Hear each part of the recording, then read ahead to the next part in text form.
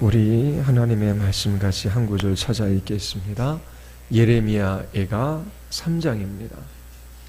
예레미야애가 3장 21절부터 25절까지입니다. 예레미야애가 3장 21절부터 25절까지입니다. 우리 같이 함께 읽겠습니다. 이것을 내가 내 마음에 담아 두었더니 그것이 오히려 나의 소망이 되었사옴은 여호와의 인자와 긍휼이 무궁하심으로 우리가 진멸되지 아니함이니이다. 이것들이 아침마다 새로우니 주의 성실하심이 크시도소이다. 내 심령에 이르기를 여호와는 나의 기업이시니 그러므로 내가 그를 바라리라 하도다. 기다리는 자들에게나 구하는 영혼들에게 여호와는 선하시도다. 아멘. 우리 공부하기 전에 기도하시겠습니다. 하나님, 오늘도 주의 인자와 긍휼하심을 바라봅니다.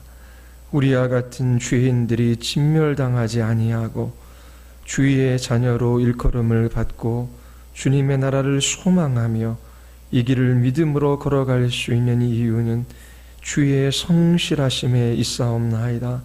하나님, 이 시간 저희들이 여호와의 아름다움을 보게 하시고 그의 품에 우리의 온 삶이 기대게 되기를 원하나이다.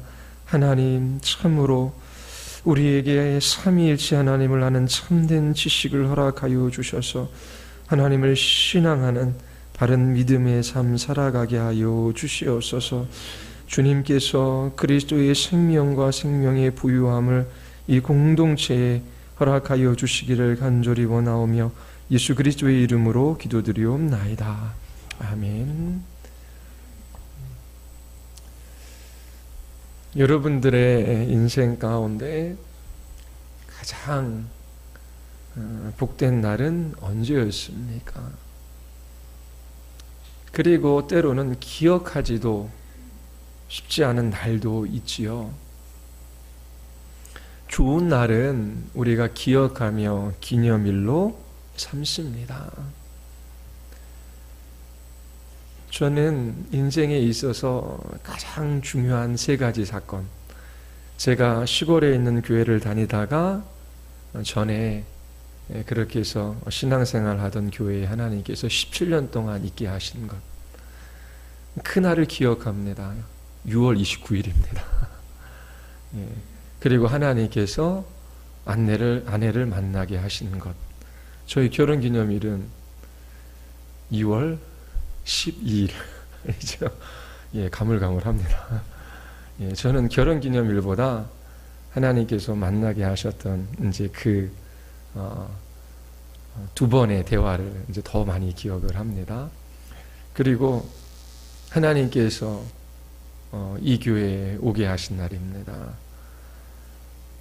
하나님의 섭리 가운데 하나님께서 저희의 인생의 걸음들을 그렇게 인도해 가신 그러한 날입니다. 하나님이 살아계시고 하나님께서 이렇게 역사하시고 하나님께서 이렇게 인도해 주시는구나, 그런 것들을 많이 생각할 수 있는 날이지요. 뿐만 아니라 인생에 좋지 않은 날은 없는 것이 아니라 좋지 않은 날도 있지요. 그런데 잘 기억하려고 하지 않습니다. 좋지 않은 날은 빨리 잊어버리고자 하는 것이 많은 사람들의 습성이지요. 좋은 날, 그런 날을 기념하는 것도 좋은데 좋지 않은 일들을 당할 때에 그 원인이 무엇인지를 잘 살펴보고 그날을 기념하는 것도 중요하다라고 생각이 되어집니다. 왜 나의 인생 가운데 이런 일들이 일어났지? 그렇게 따져 물어도 다 알 수 없는 때가 있습니다. 그러나 나에게 일어나는 모든 일들은 하나님의 주권적인 섭리 아래 있고 하나님께서 가장 좋은 것으로 주신다라고 하는 하나님을 향한 신뢰를 바탕으로 그렇게 하나님 앞에 나아가 엎드려 기도하면 그 날이 우리에게 기억이 나는 것이지요. 왜 이런 일들이 일어났는지 반성해 보는 것은 우리의 삶 속에서 아주 중요합니다. 왜냐하면 다시 그런 좋지 않은 일들을 만나지 않고 피해갈 수 있기 때문이지요. 예레미야 애가는 5장으로 이루어져 있습니다. 짧지만 비극적인 노래로 이루어져 있습니다. 하나님의 도성인 예루살렘이 바벨론에 의해 멸망당했습니다. 그 멸망의 날을 기념하여 선지자가 애가를 만들어 부릅니다. 왜 하나님의 백성인 이 유다가 이방 나라인 바벨론에 멸망당했는지 기억하며 애가를 만들어 부르는 것이지요. 우리나라도 일제 침략으로 말미암아 36년 동안 그렇게 국권을 잃어버렸지요. 광복절이 언제지요? 8월 15일입니다. 기념할 만한 날이지요. 그런데 우리나라가 국권을 잃어버린 경술국시라 그러지요. 몇 년 몇 월 며칠인지 아십니까? 1910년 8월 29일입니다. 국권을 상실한 날입니다. 그날을 기념일로 정하진 않아요. 왜요? 나라의 치욕스러운 그러한 순간이었기 때문입니다. 그런데 한 민족이 왜 우리나라가 이처럼 일제에 쉽게 무너지고 이렇게 36년 동안 비참한 삶을 살아가야만 했었는가? 그 원인을 살펴보고 기념일로 삼는다면 광복절 이상의 그런 의미가 있을 것입니다. 이 이스라엘 백성들은 바벨론에 의해 예루살렘이 망한 그때를 기념하여 이렇게 시를 만들고 슬픈 시지요. 애가를 지어 부르고 있습니다. 몇 장으로 이루어져 있죠? 5장으로 이루어져 있습니다. 몇 절씩인지 기억하십니까? 1장 22절, 2장 22절, 3장 66절, 5장 4장 22절, 5장 22절입니다. 뭔가 의미가 있겠지요. 한 장 한 장이 한 편의 시입니다. 22절로 끝나는 이 시가 특정한 형태를 가지고 있어요. 그리고 3장은 가운데 장이잖아요. 너무나 핵심적이고 중요한 장입니다. 우리가 읽은 그 본문도 3장에 나와 있지요. 66절로 이루어져 있어요. 22를 곱하기 3하면 66절이죠. 자, 22는 히브리어 알파벳 숫자입니다. 그러니까 알파벳의 순서를 따라 하나하나 시를 지은 거예요. 영어의 알파벳이 A면 A로 시작되는 단어로 시를 짓는 겁니다. 우리나라는 가나다잖아요. 그렇죠? 그럼 기역으로 시를 짓고 한 절을 짓고 또 니은으로 한 절을 짓고 디귿으로 한 절을 짓고 이렇게 22절은 알파벳 순서로 이루어져 있습니다. 1장부터 3장은 한 년에 3행씩 되어져 있어요. 한 년. 예, 행으로 이루어진 것이 연이지요. 그러면 1장 1절을 보십시오. 이게 한 연입니다. 슬프다 이성이여 전에는 사람들이 많더니 이제는 어찌 그리 적막하게 앉았는고. 이것이 한 행입니다. 전에는 열국 중에 크던 자가 이제는 과부같이 되었고, 이게 두 번째 행이죠. 세 번째는 전에는 열방 중에 공주였던 자가 이제는 강제 노동을 하는 자가 되었도다. 이렇게 3장까지 한 년에 3행씩 이루어져 있어요. 그리고 그 첫 글자는 히브리어 알파벳 첫 순서로 시작됩니다. 그리고 3장은 한 년의 행마다 같은 알파벳으로 그렇게 시작이 됩니다. 예, 3계절씩 그렇게 묶을 수 있어요. 4장은 두 행으로 된 연으로 이루어져 있고요. 5장은 그 알파벳의 22자를 따라 한 절 한 절 다 그렇게 이루어져 있습니다. 자, 그러면 이러한 형식이 우리에게 말해주는 것이 있어요. 알파벳 순서를 따라 시를 짓는 것이 쉽겠습니까? 어렵습니까? 어려운 일이지요. 생각을 많이 해야 됩니까? 아니면 생각 없이 느끼는 대로 나올 수 있습니까? 생각을 많이 해야 한다라고 하는 것입니다. 시를 알파벳 순서에 맞춰서 짓는다라고 하는 것은 그냥 슬픈 감정을 있는 그대로 자기 자신 바깥으로 토해내는 것이 아니라 그 슬픔을 사귀고 그 슬픔에 대하여 생각하고 또 생각해서 그렇게 한마디 그의 입술에서 흘러나오는 거예요. 왜 하나님의 백성이, 왜 하나님의 도성인 예루살렘이, 왜 우리가 바벨론에 망해야만 했을까? 왜 이렇게 비참한 삶을 살아갈 수밖에 없을까? 그 예루살렘에 일어난 이 비극을 꼼꼼히 되짚고 계속 생각하며 그 슬픔을 노래로 만들어내고 있는 것이지요. 이런 형식을 취한 이유는 아주 철저하게 자기 자신들이 멸망한 이유를 조명하고 이 비참의 원인이 어디에 있는지를 살펴보고자 하는 그러한 취지에서 이러한 시의 형태가 기록된 것입니다. 알파벳 순서로 쓰면서 그 안에 있는 슬픔을 절제해요. 그러면서 깊이 생각하며 그 마음 깊이 있는 언어로 하나하나 그렇게 이 애가를 짓고 있는 것입니다. 슬픔이 있다고 해서 그것을 그냥 토해내는 것이 아니라 곱씹으며 그 근본적인 원인들을 생각하고 그러면서 그것을 슬픔의 노래로 지어 부르고 있습니다. 예레미야 애가의 형식이 이렇다면 그 내용은 어떨까요? 크게 세 가지로 이루어져 있습니다. 첫 번째는 바벨론으로부터의 멸망이 얼마나 비참한가라고 하는 것을 말해주고 있어요. 하나님의 백성이 얼마나 비참하게 되었는지 그것을 이 5장 전체에서 다 이야기하고 있습니다. 그러면 두 번째, 비참한 현실을 노래하고 있지 않습니까? 그러면 두 번째, 왜 우리는 이렇게 비참한 삶을 살아갈 수밖에 없는가? 왜 이 남유다가 멸망했어야만 했는가? 왜 하나님의 백성들이 이방 땅에 포로로 끌려가야만 했는가? 그 원인을 밝히고 있습니다. 자, 그러면 세 번째로 이렇게 이스라엘 백성들이 비참한 삶을 살아갑니다. 포로로 끌려가지요. 그렇다면 우리에게는 소망이 없는가? 그렇지 않지요. 3장에서 이 이스라엘 백성들의 그 소망의 근거가 어디에 있는지를 노래하고 있습니다. 자, 그러면 첫 번째, 이 이스라엘 백성들이 얼마나 비참한 삶을 살아가고 있는지 그것을 살펴보겠습니다. 1장 1절 한번 보십시오. 1장 1절 우리 같이 한번 읽어볼까요?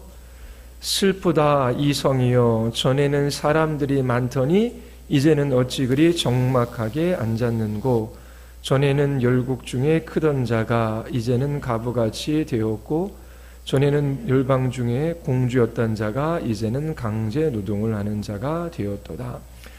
예루살렘 성의 멸망으로 말미암아 그 비참함을 묘사하고 있습니다. 두 가지 단어가 반복적으로 일어나요. 전에는 이랬는데 이제는 이렇구나. 전에는 이렇는데 이제는 이렇구나. 이런 형식을 취하고 있습니다. 이 예루살렘에 전에는 사람들이 많았는데 이제는 그 성이 적막합니다. 전에는 열국 중에 큰 자였어요. 이제는 과부같이 되었어요. 강제 노동을 하는 자가 된 것이지요. 전에는 공주 같았는데 이제는 노예가 되어버렸다라고 하는 것입니다. 멸망 전과 그 이유를 대조하고 있습니다. 1장 2절 한번 보십시오. 다 같이 시작. 사랑하던 자들 중에 그에게 위로하는 자가 없고 친구들도 다 배반하여 원수들이 되었다. 위로자가 없어요. 모든 관계가 다 망가졌습니다. 친구들도 배반하여 원수가 되었어요. 3절 다 같이 유다는 환난과 많은 고난 가운데 사로잡혀 갔도다. 그가 열국 가운데서 거주하면서 쉴 곳을 얻지 못하며 그를 핍박하는 모든 자들이 궁지에서 그를 뒤따라 잡았도다. 예. 이 이스라엘 백성들이 사로잡혀 간 거지요. 4절을 보면 슬픔에 가득 찬 노래를 부르고 있어요. 예루살렘 성에 사람이 없어요. 절기인데 절기를 지키러 오는 사람들이 없기 때문이지요. 그리고 5절에 보십시오. 어린 자녀들이 대적에게 사로잡혔습니다. 그리고 6절에 보면 지도자들은 꼴을 찾지 못한 사슬처럼 뒤쫓는 자 앞에서 힘없이 달아납니다. 그리고 7절 우리 같이 한번 읽어보겠습니다. 예루살렘이 환난과 유리하는 고통을 당하는 날에 옛날의 모든 즐거움을 기억하였으며 그의 백성이 대적의 손에 넘어졌으며 그를 돕는 자가 없었고 대적들은 그의 멸망을 비웃는다. 대적들이 예루살렘의 멸망을 비웃고 있지요. 너희 하나님이 어디 있느냐? 너희 하나님이 살아계시다면 이 예루살렘이 멸망할 수 있느냐? 너희 하나님이 있다라고 하더라도 그렇게 힘이 센 하나님은 아니다. 그러면서 이스라엘 백성들을 조롱하고 있습니다. 그리고 하나님의 백성인 그 민족이 조롱을 받고 있지요. 이러한 이야기가 1장, 2장, 3장에 계속해서 반복되어 있습니다. 나는 어둠 가운데 걸어가고 있습니다. 내 몸이 찢겼습니다. 화살로 내 몸이 관통되게 당했습니다. 나는 쓴 것들을 그렇게 배불리 먹고 있습니다. 먹지 못할 음식들을 계속 먹고 있다라고 하는 거예요.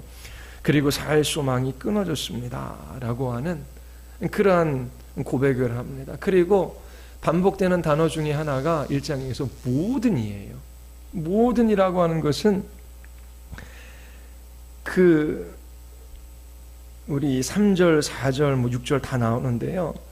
모든 소망이 끊어진 것입니다. 총체적인 절망에 빠져 있지요. 아무런 곳에서도 도움을 얻을 수 없는 상황에 이 이스라엘 백성들이 놓여졌습니다. 자, 그렇다면 두 번째로 왜 하나님의 백성인 이 이스라엘이 바벨론에 멸망할 수밖에 없었을까요? 왜 이렇게 비참한 삶을 살아가고 있는 것일까요? 1장 8절입니다. 1장 8절 우리 다 같이 읽어볼까요? 시작. 예루살렘이 크게 범죄함으로 조속거리가 되었으니 전에 그에게 영광을 돌리던 모든 사람이 그의 벗었음을 보고 업신여김이라. 그는 탄식하여 물러가는도다. 자, 예루살렘이 크게 범죄였다라고 하죠. 4장 6절 한번 보겠습니다.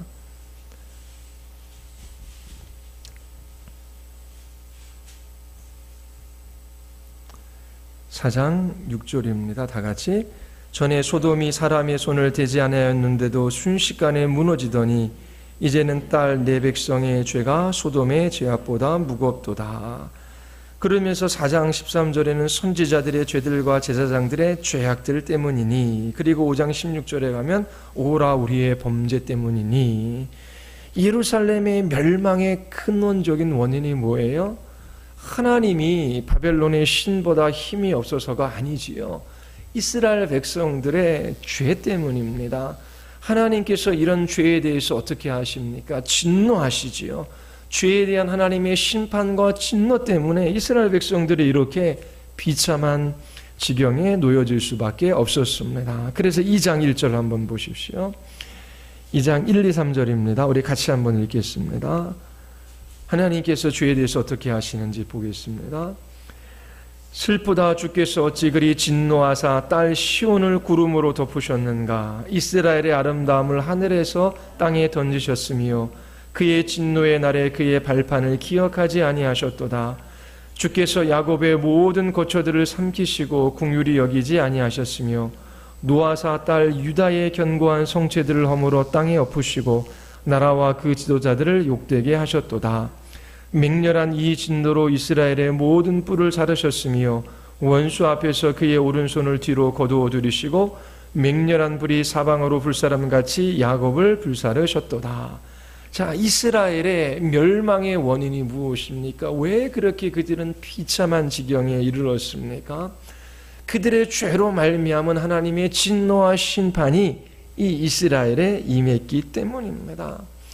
하나님께서 이스라엘 백성과 언약을 맺으셨어요. 순종하면 하나님께서 허락하신 그 땅에서 번성하며 주신 모든 것들을 누리는 복된 삶을 살아갈 것이라고 약속해 주셨지요. 그러나 그 땅에 들어가 하나님께 불순종하며 그렇게 하나님을 대적하는 삶을 살아간다면 그들이 반드시 심판받을 것이라고 그렇게 하나님께서 말씀해 주셨습니다. 우리 2장 17절 우리 같이 한번 읽어보겠습니다. 2장 17절 다 같이 시작. 여호와께서 이미 정하신 일을 행하시고 옛날에 명령하신 말씀을 다 이루셨으며 긍휼히 여기지 아니하시고 무너뜨리사 원수가 너로 말미암아 즐거워하게 하며 내 대적자들의 뿔로 높이 들리게 하셨도다. 자, 이스라엘이 바벨론에 멸망당했습니다. 그들의 멸망은 바벨론이 힘이 세서 그들의 신이 강해서가 아니지요. 하나님께서 이미 정하신 일이 이 땅에 이루어졌다라고 하는 것입니다. 하나님께서 이스라엘과 언약을 맺으셨는데 그 언약의 말씀을 하나님께서 이루신 것에 불과하다라고 그렇게 예레미야 애가는 기록하고 있습니다. 하나님의 약속이, 이 언약이 나온 장이 어디입니까? 신명기 28장입니다. 28장 같이 한번 보겠습니다. 신명기 28장에 보면 1절부터 14절까지는 하나님이 허락하신 그 땅에 들어가 순종하면 하나님이 주시는 넘치는 복을 받을 것이다 라고 하는 것이고요. 15절서부터는 불순종하면 저주를 받을 것이다 라고 하는 것입니다. 우리 15절 16절 한번 같이 한번 읽어보겠습니다. 28장 15절 16절입니다. 내가 만일 하나님의 여호와의 말씀을 순종하지 아니하여 내가 오늘 내게 명령하는 그의 모든 명령과 규례를 지켜 행하지 아니하면 이 모든 저주가 내게 임하며 내게 이를 것이니 내가 성읍에서도 저주를 받으며 들에서도 저주를 받을 것이요. 그러면서 계속 저주를 받을 것이라고 하는 그러한 말씀이 나와요. 이렇게 풍성한 땅에 들어갔지만 그들은 먹을 것이 없고 또 각종 질병과 기근에 시달릴 것을 하나님께서 말씀하고 계시지요. 28장 우리 47절 한번 보십시오. 47절 48절 한번 우리 49절 3절 한번 읽어보겠습니다. 다 같이 시작. 내가 모든 것이 풍족하여도 기쁨과 즐거운 마음으로 내 하나님 여호와를 섬기지 아니함으로 말미암아 내가 줄이고 목마르고 헐벗고 모든 것이 부족한 중에서 여호와께서 보내사 너를 치게 하실 적군을 섬기게 될 것이니 그가 철멍에를 내 목에 메어 마침내 너를 멸할 것이라. 곧 여호와께서 멀리 땅끝에서 한 민족을 독수리가 날아오는 것 같이 너를 치게 하시리니 이는 내가 그 언어를 알지 못하는 민족이요. 그 쭉 이야기하는 말씀이 어떻게 해요? 너희들이 불순종하면 이 민족 적군을 섬기게 될 것이고 그들이 이 예루살렘을 초토화시킬 것이다. 멸망시킬 것이다. 하나님께서 이미 1000년 전에 이스라엘 백성들에게 언약하신 내용이에요. 그리고 보십시오. 그들이 그렇게 유린당할 때에 이 민족의 손에 멸망당할 때 얼마나 비참한지 28장 54절서부터 57절까지입니다. 제가 한 절 읽고 여러분들 한 절 읽고 교독하겠습니다. 54절부터 57절입니다. 너희 중에 온유하고 연약한 남자까지도 그의 형제와 그의 품의 아내와 그의 남은 자녀를 미운 눈으로 바라보며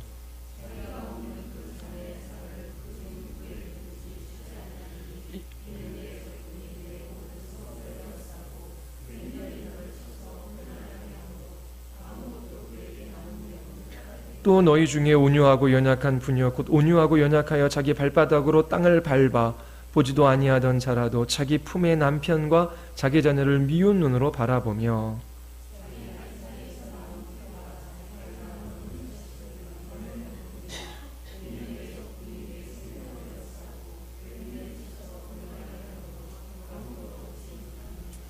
자, 하나님께서 이스라엘 백성들에게 1000년 전에 약속해 주셨어요. 순종의 복과 불순종의 심판에 관해서 말씀해 주셨지요. 얼마까지 비참해집니까? 자기 자신의 자녀들을 잡아먹는 일들이 일어나요. 근데 어떻게 해요? 남몰래 그렇게 자식들까지 잡아먹지요. 이런 일들을 하나님이 왜 그렇게 잔인하게 비참하게 하시는가 그렇게 생각할 수 있어요. 그런데 그것이 아니라 죄가 얼마나 무서운 일인가. 하나님께서 불순종하는 사람들을 내버려 두셨을 때에 그들이 얼마나 비참해질 수 있고 그리고 그들이 얼마나 고통당할 수 있는지를 보여주는 거죠. 이것은 하나님이 무시무시한 분이시다라고 하는 것이 아니라 그들이 하나님을 떠나 죄 가운데 살아갈 때에 그 죄의 무서움이 어떠한가를 우리에게 나타내어 보여주고 있습니다. 하나님은 공의로우신 분이셔요. 하나님은 죄를 간과하지 않으십니다. 우상 숭배하는 자들을 반드시 하나님께서 벌하십니다. 하나님이 죄에 대해서 얼마나 싫어하시는지 생각해야 하는 거예요. 하나님께서 반드시 그 죄값을 치르게 하십니다. 예루살렘의 멸망이 우연한 일이 아니지요. 하나님께 범죄했기 때문에 불순종한 삶을 살아갔기 때문에 하나님께서 이미 천년 전에 약속하신 그 약속의 말씀이 이 이스라엘 백성들에게 지금 이루어지고 있는 것입니다. 죄의 자리에서 돌이키지 않는 사람들은 하나님의 심판대 앞에서 하나님을 대적하며 살아갔던 그 일들이 얼마나 끔찍하고 무서운 일이었든지 알게 될 것입니다. 예레미야는 이 땅에서 하나님께 불순종하는 죄가 얼마나 비참한 결과를 초래하는지 그렇게 깨닫고 이렇게 기록하고 있는 것입니다. 그렇다면 이제 이스라엘 백성들에게는 아무런 소망이 없는 것입니까? 예레미야 선지자는 소망이 있다라고 말합니다. 그 소망을 노래하고 있어요. 그것이 우리가 읽은 3장입니다. 우리 3장 한번 보겠습니다. 3장 우리 21절 우리서부터 23절 우리 같이 한번 읽어볼까요? 19절서부터 우리 23절까지 읽겠습니다. 19절서부터 23절까지 내 고초와 재난 곧 쑥과 담즙을 기억하소서. 내 마음이 그것을 기억하고 내가 낙심이 되오나 이것을 내가 내 마음에 담아두었나니 그것이 오히려 나의 소망이 되었사옴은 여호와의 인자와 긍휼이 무궁하심으로 우리가 진멸되지 아니함이니이다. 이것들이 아침마다 새로우니 주의 성실하심이 크시도소이다. 자, 하나님의 공의로운 선품 때문에 죄를 지은 이스라엘 백성들이 지금 하나님의 진노와 심판을 받고 있어요. 하나님께서 죄인들을 반드시 심판하십니다. 그런데 하나님은 죄를 심판하시는 공의로우신 하나님이실 뿐만 아니라 인자와 긍휼이 풍성하신 하나님이시지요. 분명히 공의로우신 분이시기 때문에 이스라엘 백성과 맺은 그 언약을 이루셔요. 너희들이 불순종하며 죄를 지을 때에 이러이러한 일들이 생길 것이다 라고 말씀하셔요. 뿐만 아니라 하나님께서 그 죄에서 돌이켜 회개할 때에 용서해 주시겠다라고 약속해 주셨어요. 하나님께서 이 약속을 이미 이스라엘 백성들에게 해 주신 것입니다. 그래서 우리가 읽은 3장 19절 20절 보면 재난 곧 쑥과 담즙을 기억합니다. 이 고통스러운 삶을 살아가는 이유는 공의로우신 하나님께서 나의 죄를 심판하신 결과예요. 그래서 낙심이 되지요. 그렇게 고통되고 낙심되는 그러한 일들을 마음에 두었어요. 근데 그게 오히려 소망이 돼요. 왜 소망이 돼요?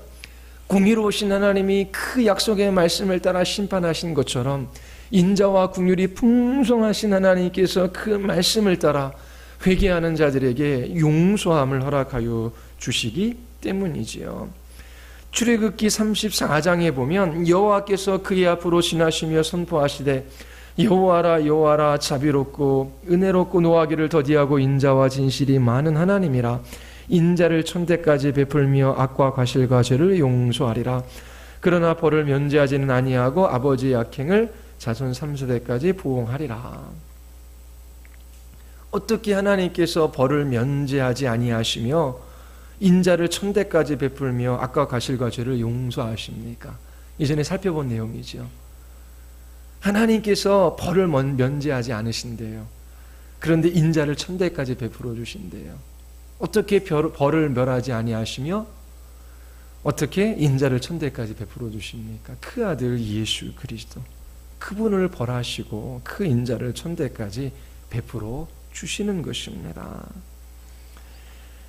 무한한 하나님의 용서, 그 인자와 긍휼을 하나님께서 이미 이스라엘 백성들에게 약속해 주셨어요. 우리 신명기 30장 우리 찾아서 읽겠습니다. 30장 1절부터 4절까지 말씀입니다. 자, 이스라엘의 소망이 어디에 달려 있는지 우리에게 말해주고 있어요. 그것은 하나님의 인자와 긍휼하심에 달려있죠. 30장 1절부터 4절, 제가 한 절 읽고 여러분들 한 절 읽고 교독하겠습니다. 내가 내게 진술한 모든 복과 저주가 내게 임함으로 내가 네 하나님 여호와로부터 쫓겨간 모든 나라 가운데서 이 일이 마음에서 기억이 나거든.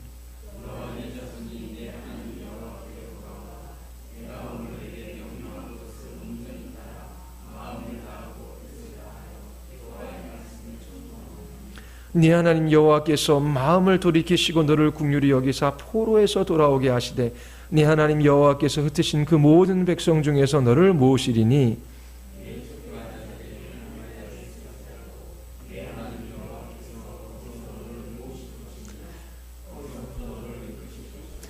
이렇게 소망이 없고 절망스러운 상황 속에서 이 예레미야 선지자가 소망의 끈을 놓지 않는 이유가 어디에 있습니까? 하나님의 약속 때문에 그래요. 인자와 긍휼이 풍성하신 하나님께서 그 주의 자리에서 돌이켜 회개하여 하나님의 말씀을 듣고 그 말씀 앞에 서면 하나님께서 그 죄를 용서해 주실 것을 약속해 주셨습니다. 인자와 긍휼은 죄를 용서해 주시는 하나님의 은혜의 풍요로움입니다. 이 은혜가 무궁한 것이지요. 하나님께서 한두 번 용서해 주시겠다라고 하는 것이 아닙니다. 우리는 한계가 있지요. 그러나 하나님의 용서는 무궁합니다. 한계가 없어요.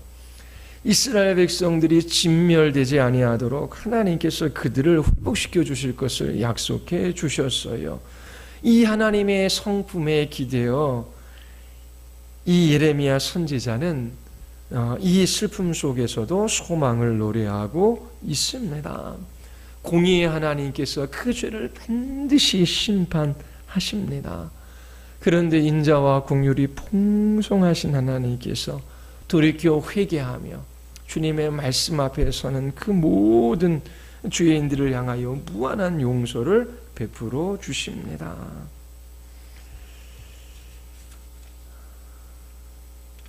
이러한 일들이 어디에서 일어납니까? 역사 가운데 하나님께서 포로된 이스라엘 백성들을 70년 만에 돌이키게 하셔요. 여러분들의 수련회 이제 GBS 가서 다니엘서 7장에 그 다니엘의 기도를 배우게 될 겁니다. 돌이키기 전 다니엘은 하나님 앞에 간절히 민족을 위하여 기도해요. 예레미야 서책에서 하나님께서 돌이킬 것에 대한 약속의 말씀을 발견하고 그 말씀을 붙들고 간절히 하나님 앞에 기도합니다. 그리고 하나님께서 역사 가운데 이 이스라엘 민족 가운데 메시아를 보내어 주셨어요. 하나님께서 그 벌을 면제하지는 않으셔요. 우리의 죄값을 치르게 하시지요. 근데 우리가 아니라 하나님의 아들이신 예수 그리스도께서 우리를 위하여 대신 죄값을 치르셨어요. 그래서 회개하고 돌이켜 주께로 돌아오는 자들의 그 죄를 무궁히 하나님께서 용서해 주시겠다라고 말씀해 주십니다. 이처럼 하나님의 자비와 긍휼의 손길을 기다리는 사람들이 보여주는 특징이 있어요. 그게 5장에 나타납니다. 5장 한번 보시죠. 5장 19절서부터 22절까지입니다. 5장 19절서부터 22절까지입니다. 우리 같이 한번 읽어보겠습니다. 여호와여 주는 영원히 계시오며 주의 보좌는 대대에 이르나이다. 주께서 어찌하여 우리를 영원히 잊으시오며 우리를 이같이 오래 버리시나이까. 여호와여 우리를 주께로 돌이키소서. 그리하시면 우리가 주께로 돌아가겠사오니 우리의 날들을 다시 새롭게 하사 옛적 같게 하옵소서. 주께서 우리를 아주 버리셨사오며 우리에게 진노하심이 참으로 크시니이다. 이 애가는 기도로 끝납니다. 기도에 있어서 가장 중요한 것은 하나님 자신과 그 하나님의 약속의 말씀을 기억하는 것이지요. 하나님께서 그 주권을 따라 죄인들을 심판하시고, 하나님이 그 주권적인 공의를 따라 죄인들을 심판하실 뿐만 아니라 그 주권적인 은혜를 따라 하나님께서 회개하는 자를 용서해 주십니다.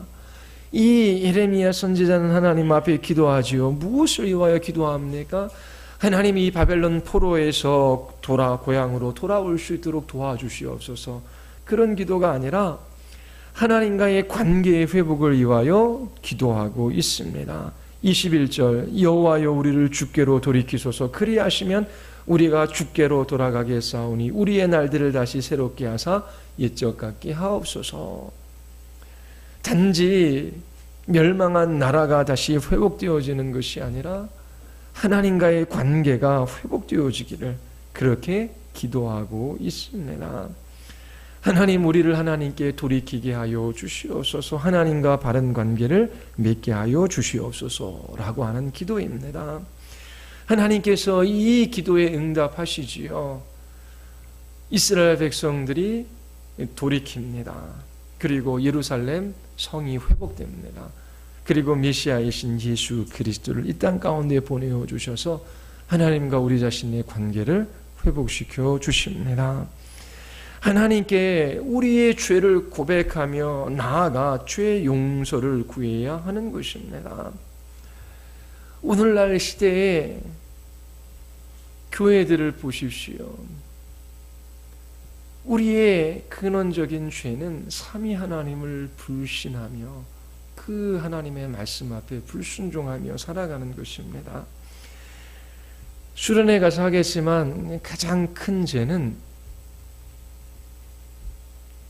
하나님을 믿지 않는 것입니다. 하나님을 불신하며 불순종의 삶을 살아가는 것이지요. 우리가 날마다 예배할 때에 사도신경을 고백하지요. 이 세상을 창조하시고 섭리 가운데 그 모든 것들을 통치하고 다스리시는 하나님께서 하나님의 영광과 우리의 유익을 위하여 가장 좋은 것을 허락하실 것을 우리는 고백을 합니다. 그리고 두 번째, 성자 하나님에 대한 고백을 해요. 유일하고 충분하신 구원 오직 예수 그리스도 한 분이셔요. 그리스도만이 우리의 구원이십니다. 그리고 성령 하나님 한 분을 믿는다라고 하는 고백을 하지요. 공동체를 세우시고 거룩하게 하시고 생명을 주시는 그런 사역을 합니다. 그런데 이 삼위일체 하나님을 향한 이 신앙이 잘못되어졌고 불순종의 삶을 살아가요. 첫 번째, 성부 하나님에 관해서 우리가 어떠한 대적하는 삶을 살아갑니까? 무신론적인 삶을 살아가지요. 하나님 없다라고 하는 말은 하지 않아요. 실천론적 무신론자들입니다. 하나님이 창조주이시고 선하신 하나님께서 그 모든 땅의 일들을 섭리하시며 하나님께서 하나님 당신의 영광과 우리 유익을 위하여 그 모든 것들을 이끌어 가실 것을 굳게 신뢰하며 그렇게 성부 하나님을 의지하며 믿음으로 살아갑니까? 교회 안에 들어왔지만 실천론적 무신론자가 많아요. 하나님을 진실로 경외하지 않아요. 믿지 않습니다. 두 번째는 예수 그리스도가 유일하고 충분한 우리의 구주이시다. 완전한 구주이시다. 이거 잘 안 믿어요. 이걸 몰라요, 뭔지. 그러니까 종교다원주의가 판치는 거죠. 예수 그리스도를 믿고 자기 자신의 행위를 더하거나 아니면 교회에 나오는 사람도 좋고 어느 종교를 믿든지 좋다. 그런 시대 가운데 우리가 살아가잖아요. 예수 그리스도만이 우리의 유일하고 완전하고 충분한 구원이시다. 예수 그리스도가 모든 것이다 라고 하는 그 신앙의 고백이 없어요. 그리고 그렇게 예수 그리스도가 모든 것 되는 삶을 살아가지 않지요. 예수 그리스도가 주인 되셔서 그 모든 삶 속에서 그렇게 충분한 우리의 구원이 되신다라고 하는 이 사실을 모르며 살아갑니다. 또 성령 하나님에 대한 신앙의 고백이 있다라고 하지만 성공주의, 기복주의, 소비주의, 세속주의에 빠져 있어요. 그래서 자기 자신의 욕망의 필요를 채우는 것이 우선이에요. 교회 나와도 침 있어야 돼요. 그리고 무엇인가 하나님께서 주셔야 돼요. 이게 소비주의가 지금 이 시대 가운데 흐름인데 그렇게 무엇인가 소유하고 그것들을 잠시 누리고 채워주는 것 같지만 또 버리고 또 다른 것들을 채우고 그러면서 이 땅에서 많은 것들을 얻고 그것에서 기쁨을 누리고자 하는 그런 삶들을 살아가는 것이지요. 성령 하나님께서 어떠한 일을 하시고 어떻게 우리에게 생명을 주시는지, 어떻게 우리를 거룩하고 온전하게 하시는지 그런 것들은 잘 몰라요. 삼위일체 하나님에 대한 신앙의 고백을 한다라고 하지만 그릇된 신앙 고백과 함께 하나님과 상관없는 삶들을 살아갑니다. 그러하기에 하나님을 대적하는 죄인들에게 하나님의 심판과 진노가 있는 것입니다. 유럽에도 거의 90% 이상의 사람들이 신앙생활을 했어요. 네덜란드도 마찬가지죠. 아브람 카이퍼라고 하는 분은 대통령까지 했습니다. 신학자인데 98%까지 신앙이 있는 사람이었어요. 지금은 어떻게 됐습니까? 유럽에서 신앙 있는 사람들을 찾아볼 수 없어요. 이 삼위일체에 대한 바른 신앙의 고백이 없어요. 한국 교회에는 이제 부흥을 맞았다라고 하지만 쇠퇴기에 들어갔지요. 하나님이 누구이신지를 잘 알지 못해요. 나의 필요를 위하여 하나님도 계셔야 하는 것이지요. 내 욕망이 채워지지 않으면 하나님에 대하여 대적하는 말들을 쏟아놓습니다. 하나님을 원망하고 그리고 하나님 없는 사람처럼 그렇게 살아가지요. 조금 무엇인가 일이 잘 될 때에는 그렇게 하나님 믿는 것처럼 보이지만 이렇게 삼위 하나님의 절대 주권과 그 은혜 아래서 살아가는 신자의 삶이 무엇인지는 잘 알지 못합니다.